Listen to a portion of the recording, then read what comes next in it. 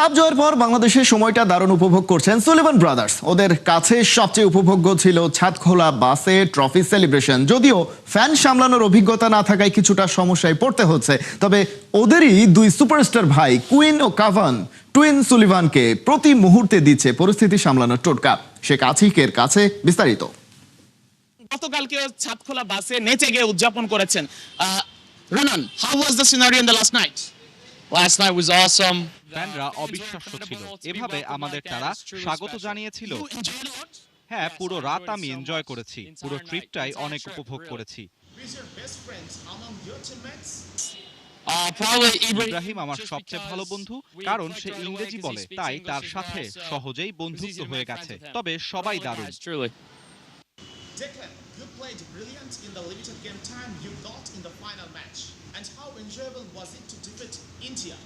That's the big game right there. That's the এত বড় প্রতিদ্বন্দ্বী, এত ফ্যান, পুরো দেশের জন্য এত গুরুত্বপূর্ণ। ভারতের মতো প্রতিদ্বন্দ্বীকে হারানো সব সময় দারুণ। It's just so important to the whole country. What discussion did you have with Queen and Kavan's 11 match? Yeah, I mean, they were shocked at how many fans showed up in the মালদ্বীপে Maldives. এত Bangladeshi fan দেখে queen আর Cavan অবাক হয়েছে। তারা আমাদের সমর্থন দেখে রীতিমতো হতবাক হয়ে গেছে। It's awesome. We have seen before and after the match, Queen and Kavan post about you on Instagram. What kind of things do they ask to you?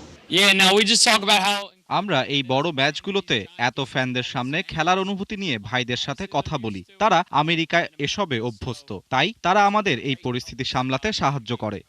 the situation. Who support you most, Queen or Kavan? Equal. They're both post and everything, and they do everything. It's incredible. Who is your footballing idol as you were a right back?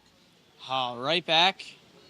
You know, I try and mix my right back হিসেবে আমি বিভিন্ন খেলোয়াড়দের মিশ্রণ থেকে শিখি। Man city fan হিসেবে ডিফেন্সে Vincent কম্পানিকে ভালোবাসতাম, আর আক্রমণে ডেভিড সিলভা ছিল জাদুকর। আমি দুজনের সেরা দিকগুলো মেলাতে চেষ্টা করি। You know, the best of the attackers, the best of the defenders. I followed that you were very strong in attacking sides. So being a defender, how you being inspired to attack a lot? Attack a lot. It's really just finding উইংয়ে overload তৈরি করতে হয়, বল বক্সে পাঠাতে হয় এবং স্ট্রাইকারকে বলের যোগান দিতে হয়। এটাই আমার কাজ। striker right here. Any message for the fans? Message for the fans. I love you guys. You guys are the best. You do have any message for the fans? Thank you. You guys are the best fans on earth. কথা বলছিলাম দুই সুলিভানের সাথে, যারা twin Sullivan, যাদের কল্যাণে আসলে Bangladesh champion হয়েছে। তাদের অবদানটা ছিল অনেকখানি, এবং বলছিলাম ফাহাদ করিম, তার অবদানটাও অনেকখানি, যিনি এই দুই সুলিভান ব্রাদারকে বাংলাদেশে আনার জন্য অক্লান্ত পরিশ্রম করেছেন। নিশ্চয়ই আমরা আরো অনেক অরিজিন ফুটবলারকে দেখব যারা বাংলাদেশে আসবে এবং যাদের মাধ্যমে বাংলাদেশের ফুটবলটা এগিয়ে যাবে। শেখ আশিক, 71, ঢাকা। হামজা, সমিত সোমরা হাজার হাজার মাইল দূর থেকে বাংলাদেশকে সার্ভিস দিচ্ছেন বটে, কিন্তু আগামী 10 বছর পর নিশ্চয়ই ওদের জায়গায় আসবে নতুন মুখ। তখন কোথায় দাঁড়িয়ে থাকবে দেশের ফুটবল, সেটাই বেশ আগে ভেবে রেখেছে তাবিত আওয়ালের নেতৃত্বাধীন বাফুফে। তাই বয়সভিত্তিক ফুটবলকে ঘিরে কার্যকর করা হচ্ছে মাস্টার প্ল্যান। একদিকে প্রবাসী প্রতিভাবান তরুণ ফুটবলার স্কাউটিং, অন্যদিকে লোকাল রিক্রুটমেন্ট অ্যান্ড ডেভেলপমেন্ট। বাফুফের এই প্রসেসের বিস্তারিত থাকছে রিপোর্টে। চোখের চাহনি বলে অনেক না বলা কথা। ওই চোখ দেখে স্বপ্ন, উন্নত বিশ্বের আরামায়েশ আর উজ্জ্বল আগামী ছেড়ে নারীর টানে সাউথ এশিয়ার ছোট্ট একটা দেশে পাড়ি জমানো।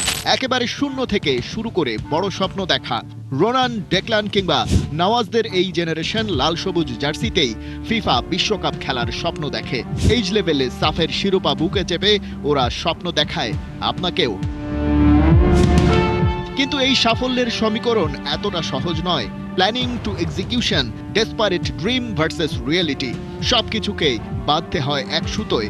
বাফুফের বর্তমান প্রেসিডেন্ট তাবিত আওয়াল 4 বছর সময়, দায়িত্ব বুঝে পেতেই যার কেটে যায় অনেকটা। কিন্তু সাবেক এই ফুটবলার নিজের অবস্থানকে ছাপিয়ে ভাবছেন ফুটবলের ভবিষ্যৎ নিয়ে, যে ভবিষ্যতে হামজা চৌধুরী, সমিত সোম, ফাহমিদুল, রাকিব, মুরসালিনরা স্মৃতি হয়ে যাবে, যাদের জায়গায় আসবে নতুন কোনো মুখ।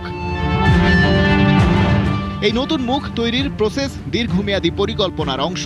দুজনের কাঁধে দুই ধরনের দায়িত্ব দিয়েছেন বাফুফে প্রেসিডেন্ট। নাসের শাহরিয়ার জাহিদি কাগজে কলমে ডেভেলপমেন্ট কমিটির চেয়ারম্যান।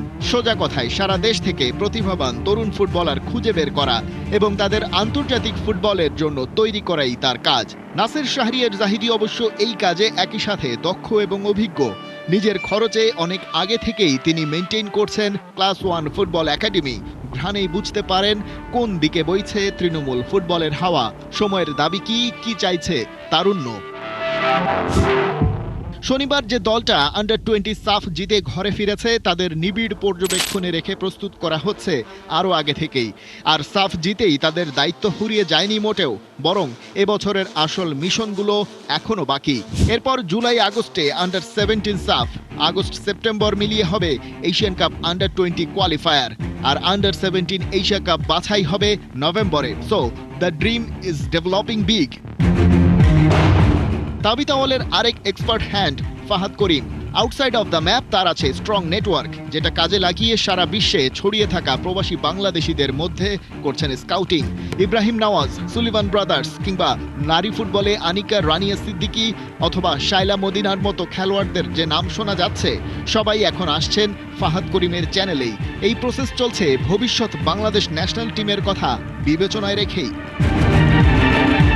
স্কাউটিং চলছে, সেই সাথে বাফুফের তত্ত্বাবধানে হচ্ছে লোকাল রিক্রুটমেন্ট অ্যান্ড ডেভেলপমেন্টের কাজ। তাই সব ঠিক থাকলে এই রোনানরা একদিন হয়তো বাংলাদেশের পতাকাকে নিয়ে যাবেন অনেক ওপরে। সুলিভান ব্রাদার্সের নানি সেই দিনটি দেখতে পারবেন কিনা তা তো অনিশ্চিত, কিন্তু নাতিদের নিয়ে গর্বিত তিনি হবেনই।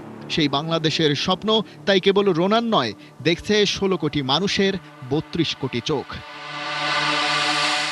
খালিদ জামিল, 71। 1971 সালে বাংলাদেশ ইতিহাস গড়েছে। 55 বছর পর এই ছেলেরাও ইতিহাস গড়ল। এবারের স্বপ্নটা 2034 ফুটবল বিশ্বকাপ। অনূর্ধ্ব 20 সাফ জয়ী দলের কোচ মার্ক কক্সের বিশ্বাস, বাংলাদেশ খেলবে বিশ্বমঞ্চে। এক মাসেরও কম সময়ে দায়িত্ব পালন করা এই আইরিশ কোচের মনে শুধুই বাংলাদেশ। কোহিনুর কণার report. Assalamu alaikum everybody. My apologies, my Bengali is not that good, but my heart is Bengali, Bangladesh. সম্পর্কগুলো কি অদ্ভুতভাবেই না বদলে যায়। এক মাস আগেও অনেকের কাছে অপরিচিত ছিলেন মার্ক কক্স। কক্সের কাছেও এই দেশটা, অথচ সেই আইরিশম্যান এখন যেন পুরোদস্তর বাংলাদেশি, যার হৃদয়ে শুধুই লাল সবুজ, যিনি জানেন, স্বীকার করেন এই দেশের জন্মের ইতিহাস। When we went, we promised we'd show you the spirit of 1971, your history, and how we delivered. পরামর্শক নাকি হেড কোচ, কোন রোলে আসছেন মার্ক কক্স? সবার দ্বিধা কাটিয়ে অবশেষে গেল 7 মার্চ নিশ্চিত করেছে বাফুফে সাফ অনূর্ধ্ব 20 টুর্নামেন্টে বাংলাদেশের ডাগআউটে থাকছেন ম্যান ইউ, স্টোক সিটির, উলভারহ্যাম্পটনের বয়সভিত্তিক দলের কোচ হিসেবে কাজ করা কক্স। ফুটবলে তো কোচই সর্বেসর্বা, সেখানে অল্প কদিনে কি বা করবেন ভিন দেশি হেডমাস্টার, সাথে দলে আছেন দেশি প্রবাসী ফুটবলার। কেমন করেই বা এক সুতোয় গাঁথবেন সবাইকে? সবার সব শঙ্কা মিলিয়ে গেছে সবুজ ঘাসের ফাঁকে। রোনান থেকে মোর্শেদ, মিঠু থেকে ইউসুফ, সপ্তসুরের বাঁধনেই দলকে বেঁধে দিলেন মার্ক কক্স। ভারতকে হারিয়ে চ্যাম্পিয়ন, এই অর্জন শুধুই একটা জয়ের গল্প নয়, এটি নেতৃত্ব, বিশ্বাস আর বদলে যাওয়ার গল্প। মার্ক কক্স দলে যোগ দেওয়ার পর থেকেই বদলে গেছে এই দলটা, লিখেছে নতুন করে বিশ্বাসের গল্প। কক্স শিখিয়েছেন আত্মবিশ্বাস থাকলে অসম্ভব কিছুই নেই। এই মাস্টারমাইন্ডের হাত ধরেই শেষমেশ বাংলাদেশ লিখেছে বিজয়ের নয়া উপাখ্যান। আমার বন্ধুরা এরা আমাকে ভোলেনি, আমার চ্যাম্পিয়ন। এমন একটা জয় অবদান থাকে প্রতিটি সদস্যের। তাই তো যে আশিক আঘাত পেয়ে ছিটকে গিয়েছিল টুর্নামেন্ট থেকে, সংবর্ধনা অনুষ্ঠানের সবার আগে তারই ডাক পড়ে। আশিকের ইনজুরি, ব্যান্ডেজ নিয়ে ইউসুফের খেলা চালিয়ে যাওয়া, এসব কিছুই মনে করিয়ে দেয় এই জয়ে ছিল কত শত বিসর্জন। চ্যাম্পিয়ন হয়ে প্রথম অ্যাসাইনমেন্টে A+ পেয়ে গেছেন কক্স। এখানে কি জবনিকাপাত? না, তার স্বপ্নটা আকাশ ছোঁয়া। বাংলাদেশ খেলবে 2034 সালে সৌদি আরব বিশ্বকাপে। এমন স্বপ্নই এখন খেলা করছে এই আইরিশম্যানের চোখে মুখে। And we will deliver again. These boys here, AFC. 2034 World Cup in Saudi Arabia. And finally, স্বপ্নটা আপাতত অলিক ঠেকবে অনেকেরই কাছে, তবে অসাধ্যকে সাধন করতে লাগে শুধু বিশ্বাস। এই বিশ্বাসের জাদুতে কি না হয়। thank you very much, Mark Edward Cox Kohinoor কণা, and the 71। amazing coaching staff. Captain কুল জামাল ভুঁইয়া থেকে আজকের হামজা চৌধুরী, দেশের ফুটবলে লেগেছে দিন বদলের হাওয়া। এবার তো সুলিভান ব্রাদার্সের ইনক্লুশনে শিরোপা উঁচিয়ে দক্ষিণ এশিয়ায় মাথা তুলে দাঁড়ানোর পালা লাল সবুজের, কিন্তু এখানেই শেষ না। শেকড়ের টানে এই স্রোতের অংশ হতে চলেছেন ইংল্যান্ড আর নর্থ আমেরিকার আরো দুই তরুণ, জানিয়েছেন বাফুফের সহসভাপতি ফাহাদ করিম। বিস্তারিত তাজদিন খন্দকারের রিপোর্টে। ক্যাপ্টেন কুল জামাল ভুঁইয়া, এরপর ফিনল্যান্ড থেকে উড়ে এলেন ডিফেন্স থ্রেড তারিক কাজী, এরপরেই জাদুকরের আগমন দ্য গ্রেট হামজা দেওয়ান চৌধুরী। দিন বদলের শুরু, স্বপ্ন পূরণে একে একে এরপর শেকড়ের টানে সমিত সোম, ফাহমিদুল ইসলাম থেকে জায়ান আহমেদ। 2013-তে জামাল ভুঁইয়ার সেই পায়োনিয়ার বিপ্লব আর তারিক কাজীর রক্ষণে ইউরোপীয় হার্ডনেস স্টোপকে বাংলাদেশের ফুটবল আজ এক মহাকাব্যিক টার্নিং পয়েন্টে। হামজা চৌধুরীর রাজকীয় এন্ট্রি আর সমিত সোমের ছন্দে লস্ট গ্লোরি যখন হাতের মুঠোয়, তখন দক্ষিণ এশিয়ার ডমিনেন্স নিয়ে শুরু হয়েছে নতুন এক যুগ। সাফ অনূর্ধ্ব 20-এর চ্যাম্পিয়ন হয়ে এশিয়ার মঞ্চে মাথা তুলে দাঁড়ানোর গর্জন তুললেন ultimate glory to siblings Ronan Declan Sullivan. শুধু ট্রফি জিতিয়েই নয়, এবার তাদের দেখানো পথে দেশের ফুটবল দেখতে শুরু করেছে নতুন দিশা। বড় এক ঘোষণা দিয়ে ভক্তদের অপেক্ষা বাড়ালেন বাফুফের সহসভাপতি ফাহাদ করিম। রক্তে মিশে থাকা সেই নিউ ফায়ারের সাথে এবার যুক্ত হচ্ছেন আরো দুই যোদ্ধা, কিন্তু তারা কারা, কোথা থেকেই বা আসছেন তারা? শুনে নেওয়া যাক খোদ ফাহাদ করিমের কণ্ঠে। এবারের লক্ষ্যটা যে আরো বড়। ইউকের একজন নর্থ আমেরিকার, এতটুকু আমি বলতে পারি। আপনাকে দোয়া করেন যেন আমি পাই, because they are genuinely amazing talent, এতটুকু আমি বলতে পারি। সো আমরা দুজনকে আন্ডার 20 জন্য চেষ্টা করছি, দুজন ন্যাশনাল টিমের জন্য চেষ্টা করছি। এই চারজন একদম মানে ফাইনাল স্টেজে আছি। এর বাইরেও আমরা এই বছর ইনশাল্লাহ সাফ আমাদের অগস্ট সেপ্টেম্বর অক্টোবরে হবে মেন্স ন্যাশনাল, সেটার জন্য দুজনকে নিয়ে কাজ করছি। দেখা যাক যদি আমরা আনতে পারি। লাল সবুজের ডেরায় আসতে চলেছেন আরো দুই ভিনদেশি রত্ন, কিন্তু তাদের দলে যুক্ত করতে প্রয়োজন লম্বা সময়ের। সেই সময়ে তো হাত গুটিয়ে বসে থাকতে চায় না বাফুফে। বিশ্বের সব দেশে তাই চষে বেড়াচ্ছে বাফুফের প্রতিনিধিরা।